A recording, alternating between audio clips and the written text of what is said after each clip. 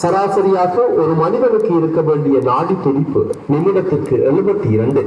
ஆனால் திலீபனின் நாடி துடிப்பு நிமிடத்திற்கு 52.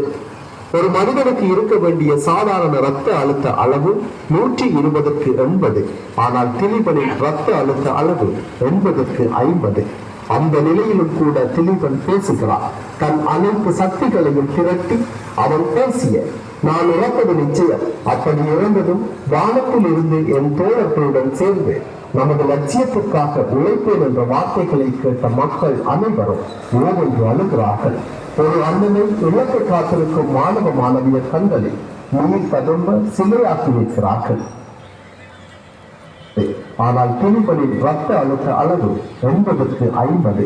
அந்த நிலையிலும் கூட திலீபன் பேசுகிறார். தன் அனைத்து சக்திகளையும் திரட்டி அவன் பேசிய நான் இறப்பது நிச்சயம், அப்படி இறந்ததும் வானத்தில் இருந்து என் தோழர்களுடன் சேர்ந்து நமது லட்சியத்திற்காக உழைப்பேன் என்ற வார்த்தைகளை கேட்ட மக்கள் அனைவரும் ஓவென்று அழுகிறார்கள்.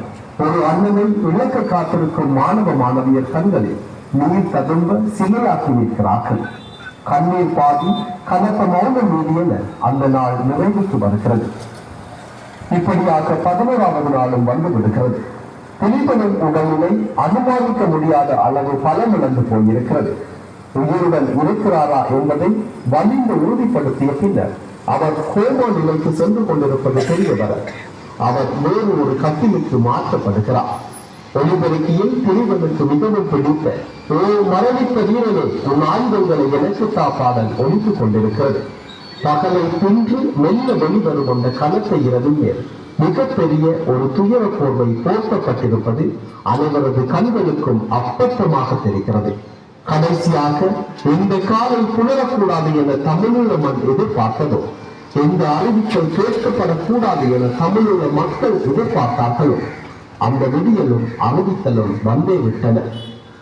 செப்டம்பர் 26, 1987 அன்று நல்லூர் கந்தசுவாமி ஆலய முற்றத்தில் தான் கொண்ட கொள்கைகளுக்காக, தன் மக்களுக்காக, தன் மண்ணின் விடியலுக்காக, தான் கொடுத்த வாக்கிற்காக தனது உயிரை அர்ப்பணித்து மாவீரர் பட்டியலில் தனது பெயரையும் பதித்தான் திலீபன்.